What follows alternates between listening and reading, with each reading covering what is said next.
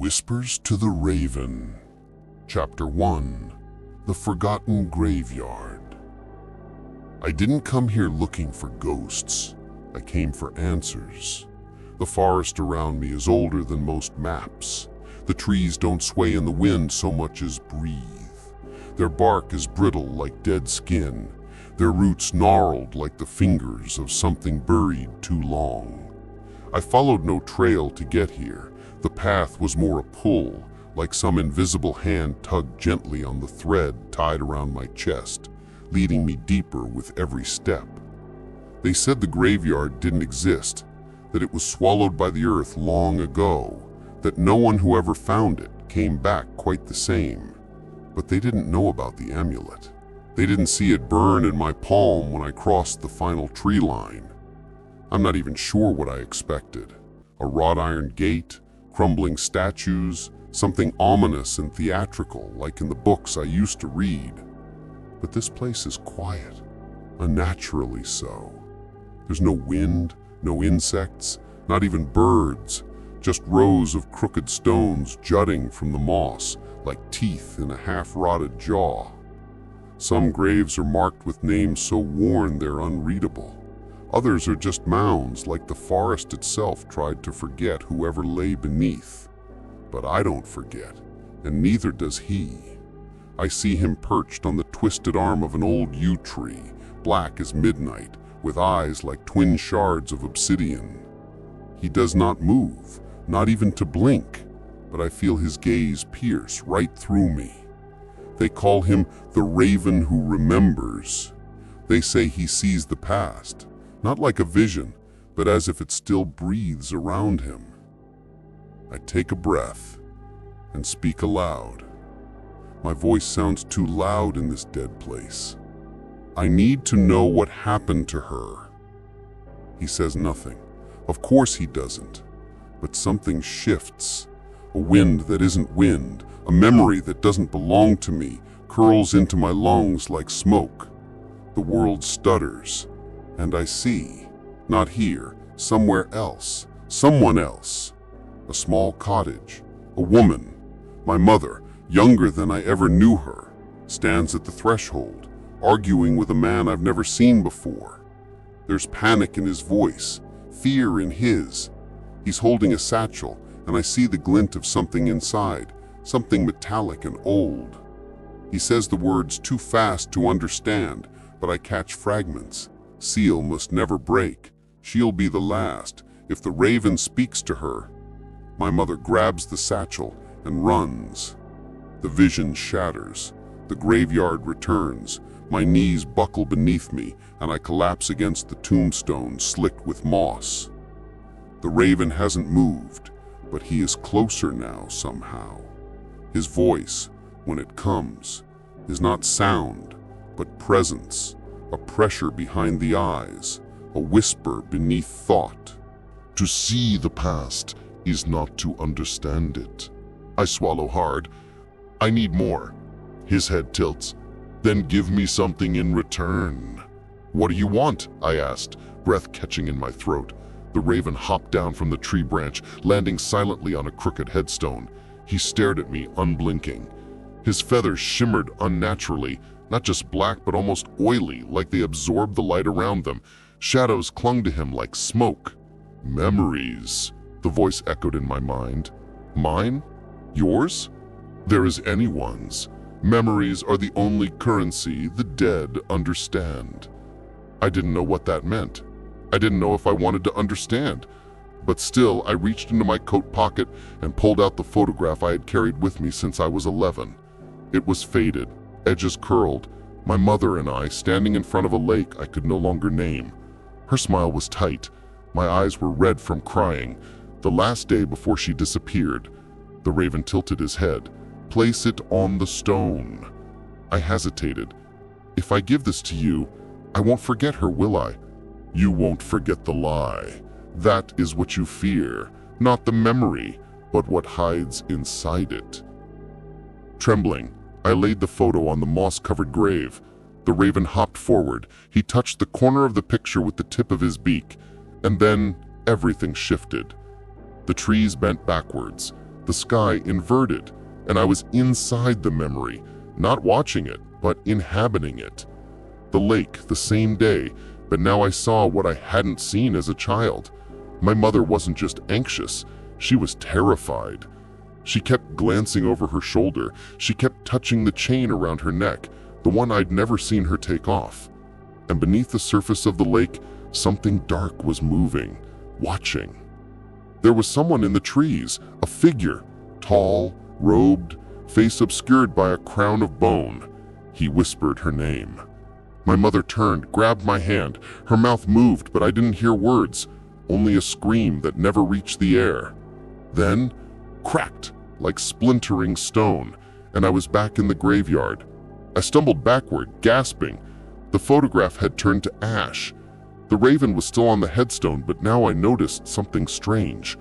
The moss beneath his talons had withered. The name on the grave had reappeared, clear as etched glass. Mariah. She who made the pact and broke the seal. That was not my mother's name, but I knew, somehow, that it was her. I backed away slowly. "What pact?" I whispered. "What seal?" The raven clicked his beak, and a dozen shadows fluttered from the trees around us. Other birds watching, listening. "The past does not rot on its own," the raven said. "Someone must bury it. She buried it in you." I blinked. "What? You are her vault, her lockbox. That is why you're here. The seal is cracking, and the dead are listening again." I wanted to run, but my feet wouldn't move. "You're saying I've been carrying something this whole time?" The wind picked up, only there wasn't wind. Just a low vibrating hum that came from the stones around us. "A curse," the raven said simply, "wrapped in blood and memory. You are not the first to come looking for the truth, but you might be the last." Something shifted in me then. A memory I didn't recognize bubbled to the surface. A red door in a hallway I've never seen. A voice humming an old lullaby. And behind the door, sobbing. "Tell me what I have to do," I said. The raven's feathers bristled. "First, you must understand what she did, and to do that, you must see it all." The raven opened his wings, and shadows poured from beneath them like smoke. I didn't see feathers. I saw memories flickering like old film. A woman standing on a cliff's edge, a burning tree, a child buried beneath stone. Then, silence. The graveyard grew still again. "Where are we going?" I asked. "Not where," said the raven. When the world turned inside out, I was in a forest, but not the one I knew. The trees were younger, the stones weren't broken. I stood beside the same grave, only now it was fresh, the earth still dark with turned soil. A woman knelt beside it, sobbing. Her face was familiar, too familiar.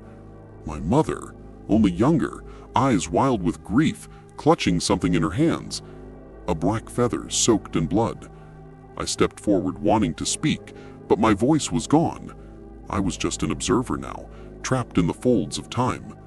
"She's gone," my mother whispered, "not to anyone I could see. I buried her myself. I buried her, and she still whispers." A shadow flickered in the trees, and the raven was there. Not the one guiding me, but himself, the past version, larger, older. His eyes burned like coals. My mother knelt before him. "I'll do it," she said, "whatever it takes." "Do you understand the price?" the raven asked. She nodded. "Take it from me, all of it. Let her live without it." There was a sound like thunder with no sky. The feather she held caught fire, and then the vision broke. I collapsed against the old stone in the present graveyard, lungs heaving. My fingers were shaking.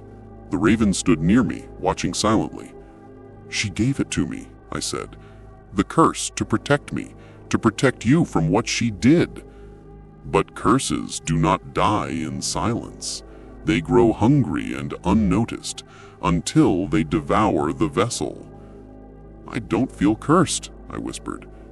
You will. I looked up at him, voice trembling. What did she do? What did she bury inside me? The raven paused. She bound a name. A chill slid through my spine. Whose name? The one who walks beneath the roots. I didn't understand, but part of me did. Somewhere inside my mind, in the darkest corner, I felt it. A name I couldn't remember, but which had been mine once, or hers, or... You're telling me I'm being hunted? I said. Because of this name? No. The raven's voice was low. You're not being hunted. You are the door. The door to what? I asked, my voice barely more than breath. The raven didn't answer at first. He turned toward the twisted trees at the edge of the graveyard, as if listening to something I couldn't hear. To memory, he finally said, to things buried so deeply they'd become roots beneath the world. I stared at the moss-covered stones surrounding us. Why me? Because she chose you, the raven said. Because blood remembers even when minds forget. I wanted to scream, to run, but I stayed still. Tell me everything, I said. The raven tilted his head. I can show you. He flapped his wings once, and the air warped again, bending light, warping sound. Suddenly I was underground. Roots dangled above my head like black fingers. Bones littered the floor. Ancient carvings flickered in the stone, shifting and alive, crawling like insects across walls. And in the center, a massive tree, dead, hollow, but breathing.